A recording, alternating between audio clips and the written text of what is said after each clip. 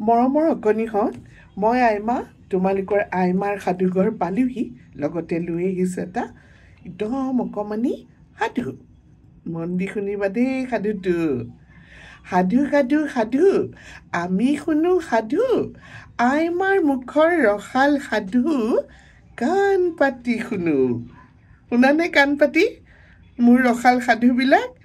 অকণিহঁত, তোমালোকে কোনেও মোলৈ নামবিলাকো নপঠিওৱা হ'লা। তোমালোকে ধুনীয়া ধুনীয়া কবিতা আবৃত্তি কৰি আগতে পঠিয়াইছিলা মোলৈ। মই সেইবিলাক মোৰ সাধুঘৰত পাব্লিছ কৰি দিছিলোঁ। এতিয়া তোমালোকে নপঠিওৱা হ'লা কেলে? আকৌ পঠিয়াবা দেই। মই তেতিয়াহ'লে তোমালোকৰ নামবিলাক কৈ তোমালোকে কৰা ধুনীয়া ধুনীয়া কামবিলাক মোৰ সাধুঘৰত প্ৰচাৰ কৰি থাকিম। ভাল লাগিব, তোমালোকৰো চাই ভাল লাগিব আৰু আন দৰ্শক শ্ৰোতাবৃন্দও ভাল পাব। ঠিক আছে, আজি যিটো সাধু ক'বলৈ ওলাইছোঁ সেই সাধুটো হৈছে এটা সৰু এন্দুৰ বা নিগনি আৰু এখন প্ৰকাণ্ড শিলৰ পাহাৰৰ কথা। শুনা, এসময়ত এটা সৰু নিগনি পোৱালীয়ে তলৰ পৰা বগাই এখন প্ৰকাণ্ড শিলৰ পাহাৰৰ নামনিত বহি মূৰ তুলি এনেকৈ পাহাৰখনলৈ চাই আচৰিত হ'ল। আই, ইমান প্ৰকাণ্ড এখন গম্বুজ যেন পাহাৰ আকাশলৈ মূৰ তুলি চাই কি বা কৰি আছে এওঁ? এই বুলি ভবা চিন্তা কৰি সি সেই নামনিতে ইপিনে এবাৰ চাইছে পাহাৰখনৰ, সিপিনে এবাৰ চাইছে, ওপৰলৈ চাইছে। সি বোলে মইতো এইখন ঢুকিয়েই নাপাওঁ, ইমান ডাঙৰ পাহাৰখনে ওপৰৰ পৰা তালৈ খুব ঠাট্টাৰ সুৰেৰে চাই ক'বলৈ ধৰিলে, হেৰৌ নিগনি পোৱালি, কি চাইছ তই হয়নে? মোক চাই তোৰ চাগে খুব আচৰিত লাগিছে। মই যে কিমান কাম কৰিব পাৰোঁ তই জাননে? তই এটা নগণ্য নিগনি পোৱালি, কি কামৰ কাৰণে বাৰু তই জীয়াই আছ? মোৰ বহুত কাম আৰু মই বহুত ডাঙৰ কাম কৰি বহুতক বাধা দিব পাৰোঁ। যেনে এই যে ওপৰত আকাশত মেঘবিলাক নাচি আছে, সেই মেঘবিলাকে মোক পাৰ হৈ যাবলৈ হ'লে কিন্তু ডাঙৰ কাণ্ড কৰি পেলাওঁ। মই মেঘৰ পৰা মই বৰষুণ দিয়াওঁ। কেতিয়াবা মেঘবিলাকক ঠেলি মই বহুত দূৰলৈ লঠিয়াই একেবাৰে খেদি পঠিয়াওঁ। মই বতাহকো বাধা দিওঁ, জাননে তইনো কি কাম কৰিব পাৰ? মোকতো কোনেও লৰাবও নোৱাৰে। মই ইয়াতে বহি আছোঁ, মই বহুত কাম কৰি শ বছৰ ধৰি মই মোৰ শিলৰ এই দেহাটো লৰচৰ নকৰাকৈ ইয়াতেই বহি আছোঁ। তোক বা কিয় ঈশ্বৰে সৃজিলে? বেয়াও লাগে তোলৈ মোৰ। তেতিয়া এই কথাখিনি শুনি আমাৰ নিগনি পোৱালিটোৱে টভক মাৰি বহুত দেৰি মনে মনে থাকিলে।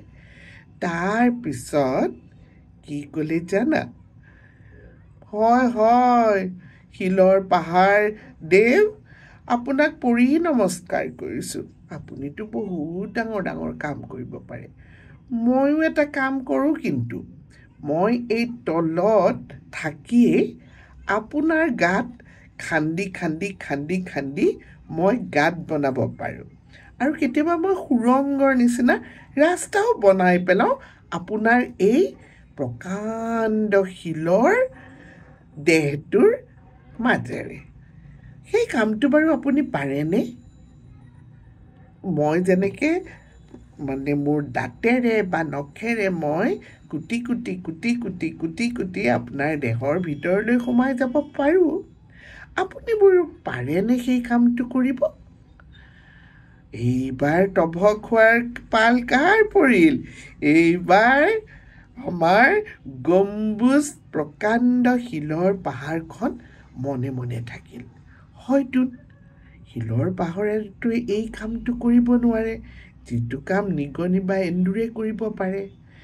তেতিয়াহে তাৰ গালৈ মানে শিলৰ পাহাৰখনৰ গালৈ এটা হুচ আহিলে ভাবিবলৈ ধৰিলে বা এই সৰু কামটোকে মই নোৱাৰোঁ মইনো আকৌ কিহৰ অহংকাৰ কৰি তাক সৰু বুলি ক'লোঁ সি তেতিয়া এই শিলৰ পাহৰে তেতিয়া মৰমেৰে নিগনি পোৱালিটোক ক'লে হয় দেই সকলোৰে গাত একোটা একোটা বিশেষ বিশেষ গুণ থাকে মোৰ ইমান অহংকাৰ হৈছিলে মোৰ এই মস্ত এটা চেহেৰা লৈ যে তোৰ নিচিনা এই অকণমানি পোৱালি এটা দেখি মোৰ তোলৈ হাঁহি উঠিছিলে আচলতে এনেকৈ সৰু হ'লেও তুচ্ছ তাচ্ছিল্য যে কৰিব নাপায় মই এতিয়াহে গম পালোঁ কাৰণ মোৰ কামবিলাক তই যেনেকৈ কৰিব নোৱাৰ তোৰ সেই সৰু কামটোতো মই কৰিব নোৱাৰোঁ গতিকে ভাই বেয়া চেয়া নাপাবি দেই আজিৰ পৰা মই কাকো এনেকৈ সৰু বুলি নেহাঁহো আৰু মোৰ নিজৰ যিখিনি গুণ আছে বা মোৰ যিখিনি শকতি আছে সেইলৈ মই কেতিয়াও আৰু অহংকাৰ নকৰোঁ আজিৰ পৰা আমি দুয়ো বন্ধু হৈ থাকোঁ এই বুলি নিগনিটোৰ লগত আমাৰ এই ডাঙৰ শিলৰ পাহাৰখনে মিতিৰালি পাতিলে আৰু দুয়ো একেলগে তাৰমানে নিগনি পোৱালিটোৱেও পাহাৰৰ তলিতে গাঁত খান্দি তাতেই থাকিবলৈ ল'লে কিনো বুজিলা মইনাহঁত এই সাধুটোৰ পৰা কোৱাচোন আচলতে সকলোৰে নিজৰ নিজৰ গুণ থাকে এখন তৰোৱালেৰে যিটো কাম কৰিব পাৰে সেই কামটো এটা সৰু বেজীয়ে কৰিব নোৱাৰে কিন্তু বেজীৰ কামটো জানো তৰোৱালে কৰিব পাৰে নোৱাৰে নহয় পাৰে জানো সেইকাৰণে আমিবিলাকে আমাক যিখিনি গুণ আছে আমাৰ নিজৰ ভিতৰত যিখিনি প্ৰতিভা আছে সেইখিনিক আমি আৰু ভাল উন্নত কৰিবলৈ যত্ন কৰিব লাগে আমি লোকলৈ চাই লোকৰ গুণবিলাক ল'বৰ কাৰণে চেষ্টা নকৰি লোকৰ ভাল কথাখিনি অৱশ্যে ল'ব লাগে সেইটো মই নকওঁ কিন্তু গুণটো যদি নাথাকে সেই গুণটো সেইটো হ'বৰ কাৰণে আমি কি কৰিব নালাগে কাউৰী হৈ মৌৰা চৰা সাজিবলৈ যাব নালাগে যেনেকৈ এটা বেজীয়ে এখন তৰোৱালৰ কাম কৰিব নোৱাৰে তৰোৱালে একো বেজীৰ কাম কৰিব নোৱাৰে সেইদৰে প্ৰত্যেক মানুহৰে নিজৰ নিজৰ গুণ থাকে আৰু সেই গুণেৰেই আমি সকলোবিলাক মহিয়ান হ'বলৈ যত্ন কৰিব লাগে হয়নে কোনোবাই ভাল গান গাব পাৰে কোনোবাই নোৱাৰিব পাৰে তেওঁ হয়তো